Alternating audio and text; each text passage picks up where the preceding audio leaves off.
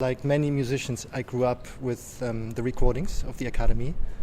Some of the very first records that I got from my parents when I was a kid, around 8 years old, were with the Academy. And I still remember that whenever I listen to them, I'm looking at the cover, old records, reading Academy of St. Martin in the Fields. What does it mean? Why is this name so long?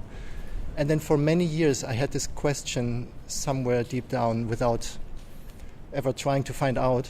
And only 10 years ago when I moved to London, I realized what it actually meant. And then when I heard about 3 years later that they were looking for someone, I went home instantly and told my wife, hey, I have a new dream. I want to join the Academy of St. Martin in the Fields. And then about 3 years later, it became reality. There's a big difference if you lead an orchestra and there's a conductor, you are trying to pass on everything that the conductor does, more or less, to your section, to the rest of the orchestra. It's like a passive but also active role. When you are directing without a conductor, you are much more in charge. In a way, you could say you take over the role of the conductor in that you have to prepare the score and try to lead the rehearsals.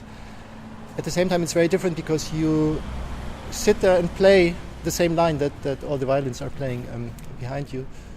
And what you hear is very different than from a conductor because you are playing yourself. I would say the bigger the orchestra is, the less direct influence you have. There's simply no time to talk to people during a rehearsal. So you try to do this indirectly through your playing and leading. The fewer people are around, the more time and space there is to rehearse together and approach the work in a more horizontal way, I would say. And when we do chamber music, I don't think I'm leading at all. It's just a group of people who are equally playing together a piece of music. Maybe it's not so different. I mean, if it's a completely new work, the main difference, you can't go onto YouTube or Spotify and listen to it.